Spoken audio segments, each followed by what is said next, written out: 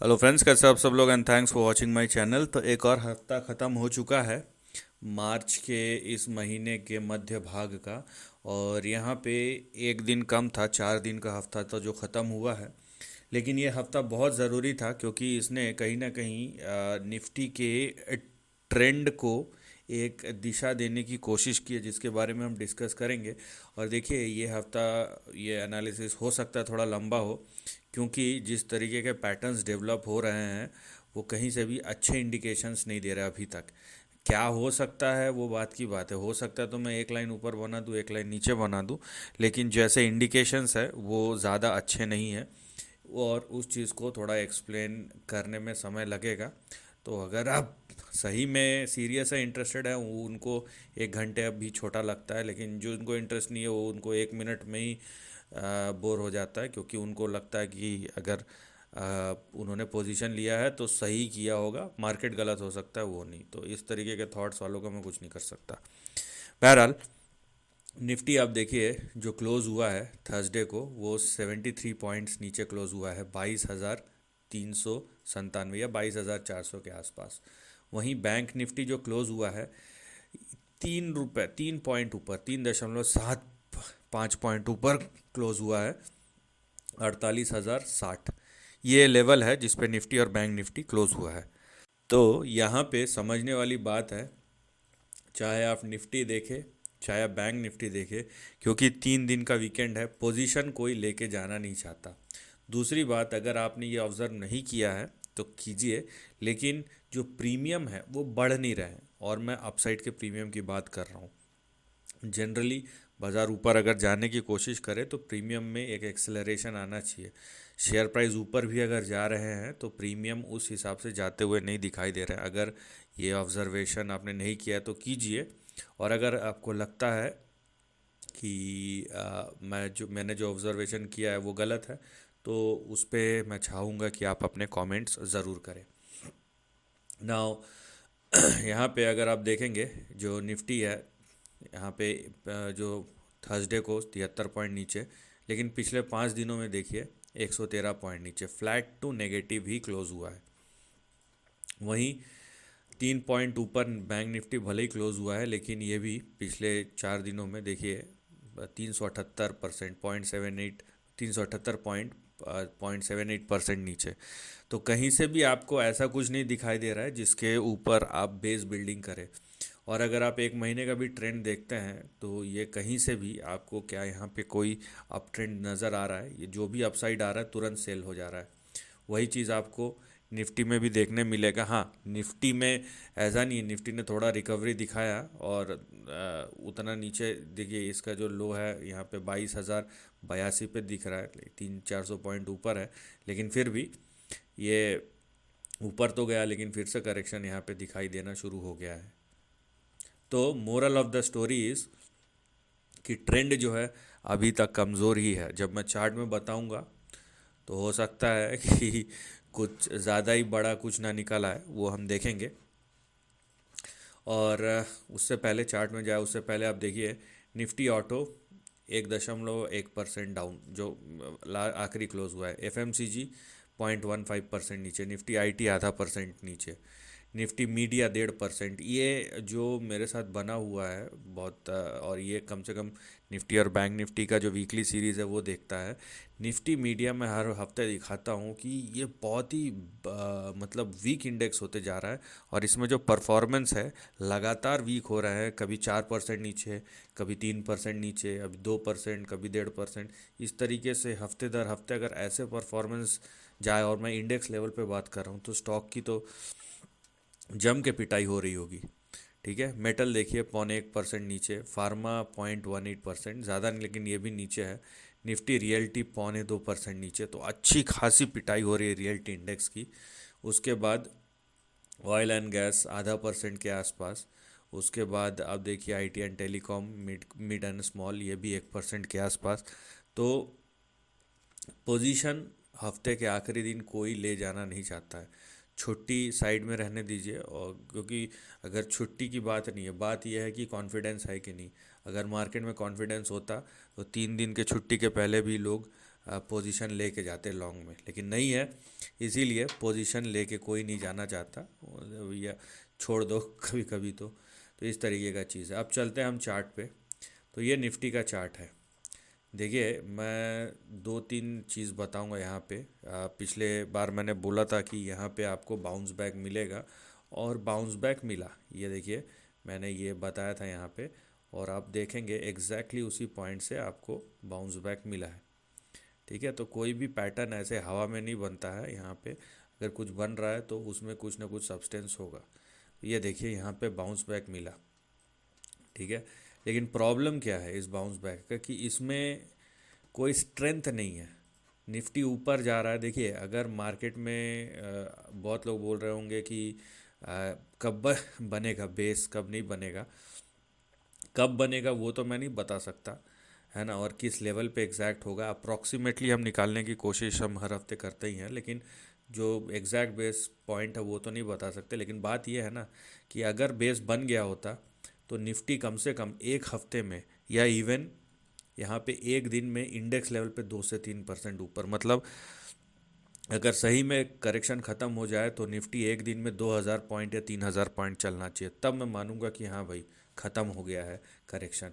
लेकिन 50 point, 100 point, बात यह है कि बहुत लोगों को लगता है कि निफ्टी अभी भी 10,000 में है, इसीलिए वो उस हिसाब से ही अपना लेवल ढूंढते रहते हैं। हम यहाँ पे निफ्टी 1% बढ़ नहीं पा रहा है, और हम बोल रहे हैं कि बेस बन गया एंड ऑल दोज थिंग्स। तो उसके लिए कंफर्मेशन चाहिए, और वो कंफर्मेशन हमें प्राइस देगा। मुझे क्या लगता है वो मैटर नहीं करता, मार्केट में क्या हो रहा है वो मैटर करता है। तो निफ्टी का जब हम लेवल देखते हैं यहाँ पे, सबसे पहले फ़िलहाल जो निफ्टी के लिए टारगेट है इमीडिएट लेवल पे, वो है 22,814 और 23,295, 22,814 और 23,295। और अगर आपको बाउंस बैक देखना है तो कम से कम इन दोनों लेवल के ऊपर निफ्टी को जाने दीजिए, ये सबसे बेसिक है। इन दोनों लेवल के ऊपर निफ्टी जाके सस्टेन करना ही चाहिए। दूसरा सिनारियो ये है कि जिस तरीके से, और मतलब ऐसा लगता है कि निफ्टी को भी लू लग गया है गर्मी के वजह से, उसमें मतलब उसको भी ग्लूकोज चढ़ाना पड़ेगा, इस तरीके से परफॉर्म कर रहा है। लेकिन अगर ये 22,076, अब सम 22,000 ही पकड़ लीजिए इसको, 70 पॉइंट्स और ऐड कर दीजिए, अगर ये 22,076 या इवन 20,000 इसके नीचे जाता है तब प्रॉब्लम हो जाएगा, तब ये ब्रेक डाउन हो जाएगा। ठीक है, किसी भी सपोर्ट को ट्रेंड कहने के लिए हमें 3 पॉइंट चाहिए। अब बन गया 1, 2 और 3, वहीं से बाउंस बैक आया, और अगर यहाँ पे देखिए हमें इस बाउंस बैक को कहना है कि रिकवरी, तो मिनिमम रिक्वायरमेंट ये है कि निफ्टी 22,815 और 23,295 के ऊपर सस्टेन करे ही करे। अगर ये इन दोनों के नीचे रहता है, और ख़ासकर 22,815 के नीचे रहता है जैसा कि ये है, तो यहाँ पे 22,000 का जो लेवल है वो बहुत इम्पॉर्टेंट है। क्योंकि अगर ये 22,000 के नीचे गया तो देखिए क्या हो सकता है, अब मैं बताता हूँ। मैं इसीलिए थोड़ा लंबा हो गया पूरा, जो प्री फेज़ है ना, वो बांधना पड़ता है, माहौल बनाना पड़ता है। यहाँ पे माहौल बनाने वाली बात नहीं है, समझाना पड़ता है। बात यह है, क्योंकि ये थोड़ा सा मैं मिटा देता हूँ, बैग जाके देख लीजिए। क्योंकि अगर निफ्टी 22,000 के नीचे गया तो किस तरीके का ट्रेंड बन सकता है वो मैं आपको बताता हूँ। ये तो है ही, यहाँ पे ये तो आपको समझ में आ ही गया है। लेकिन 22,000 का लेवल इसलिए ख़तरनाक हो सकता है क्योंकि अगर 22,000 के नीचे गया निफ्टी, तो इस तरीके का कुछ ट्रेंड यहाँ पे ओपन अप हो जाएगा, और ये सबसे रिस्की हो सकता है। इसका मतलब ये है कि 22,000 के नीचे गया तो अब देखिए आपको लगेगा कि हम अभी करेक्शन के बीच में ही हैं, करेक्शन ख़त्म नहीं हुआ है। और मैं जो चीज़ बोल रहा हूँ ये कंडीशनल है। ठीक है, अगर तो करेक्शन हो गया है तो मिनिमम रिक्वायरमेंट ये है कि 23,295 के ऊपर जाए। अगर ये 22,000 के नीचे जाता है तो अगला जो सपोर्ट लेवल खुलेगा वो यहाँ पे देखिए 18,970 से लेके 19,560। ये होने में टाइम लग सकता है, लेकिन जस्ट होप एंड प्रे कि ये ऐसा ना हो, क्योंकि मैं इंडेक्स लेवल पे इस पॉइंट के नीचे लगभग लगभग यहाँ पे देखिए 10 से 12% का और करेक्शन बोल रहा हूँ। और इंडेक्स लेवल पे अगर मैं करेक्शन 10 से 12% यहाँ पे अगर ओपन अप होता है तो स्टॉक तो 30-35% तो पिटाई होगी होगी। तो इसमें कोई दो राय वाली बात नहीं है। तो यहाँ पे समझने वाली बात यह है कि हम कहीं ना कहीं बीच में फंसे हुए हैं।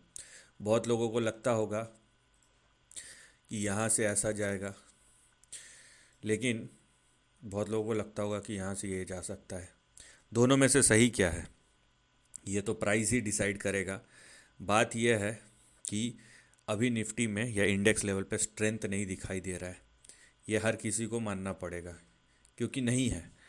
यहाँ पे मैं भी बोल सकता हूँ कि मेरा मन चाहता है कि बाज़ार ऊपर जाए, ये सबका मन चाहता है, क्योंकि सबके पोर्टफोलियो की बहुत ज़ोर से पिटाई हो रही है। लेकिन क्या बाज़ार में ऐसा कुछ दिख रहा है या नहीं, ये बहुत ज़रूरी है। तो निफ्टी अभी बीच में कहीं फंसा हुआ है।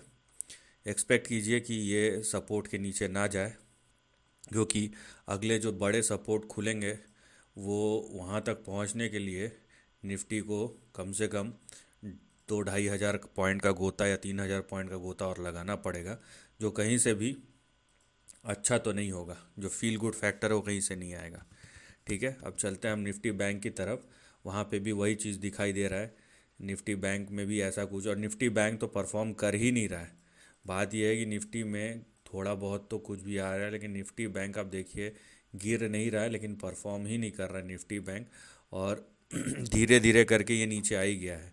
सबसे पहले तो जो रेगुलरली देख रहा है उनको पता है, मैंने रेंज ब्रेकडाउन की बात की थी यहाँ पे इन दोनों लेवल्स के नीचे, और उसके बाद ऊपर गया। और ये धीरे धीरे धीरे करके जो क्लोज़ हुआ है, आप देखिए ये क्लोज़ का कोई मतलब नहीं है, क्योंकि इतना वीक क्लोज़ है ये कि इसको आप जस्टिफाई नहीं कर सकते। ये बस आप समझ लीजिए कि ये खाली ये लेवल्स पे टिका हुआ है। तो यहाँ पे आप देखिए जो सपोर्ट है आपका 47,875, जो स्टॉप लॉस है वो है 47,673। ये दोनों लेवल्स है जिस पे आपको ध्यान देना है, क्योंकि अगर बैंक निफ्टी जो है वो 47,670 के नीचे जाता है तो यहाँ पे फर्दर डाउनसाइड ओपन अप हो जाएगा।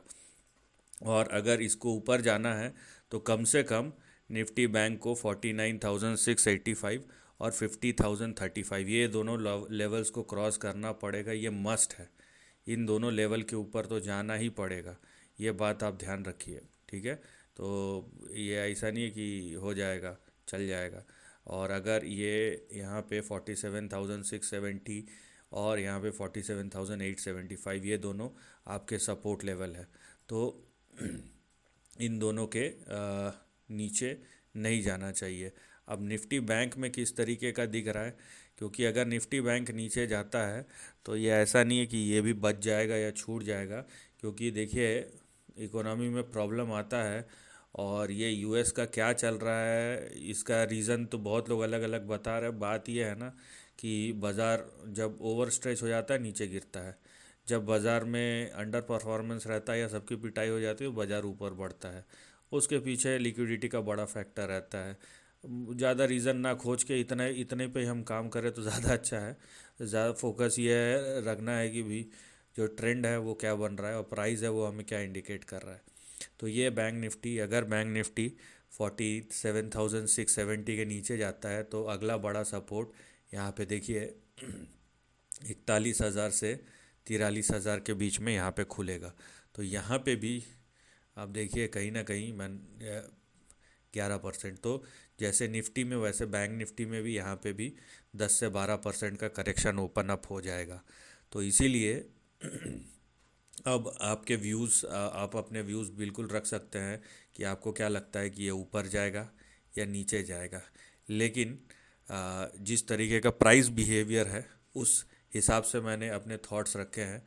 बाकी आपके जो भी व्यूज़ होंगे और अगर उसके पीछे लॉजिक है तो बिल्कुल बताइए, वो वेलकम है। क्योंकि नॉलेज अगर सही में वो नॉलेज है तो जितना हम बांटे, और जो क्रिटिकल या आप बोलेंगे जो अच्छा जो बहस होता है वो सबके लिए अच्छा होता है, क्योंकि उससे थॉट्स हो नए निकलते हैं।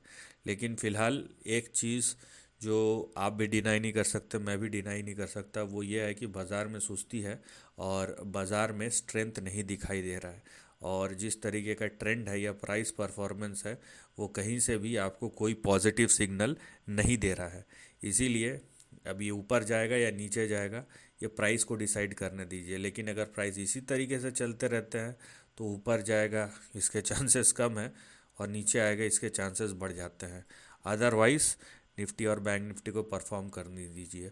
और परफॉर्मेंस का मतलब ये नहीं है कि धीरे धीरे चले, परफॉर्मेंस का मतलब है एक हफ्ते में, फॉर एग्जांपल एक हफ्ते में निफ्टी कम से कम 2 से 4 हज़ार पॉइंट और बैंक निफ्टी कम से कम 5 से 7 हज़ार पॉइंट, इस तरीके के अगर मूव आए तब हम बोलेंगे कि हाँ भाई कुछ स्ट्रेंथ दिख रहा है।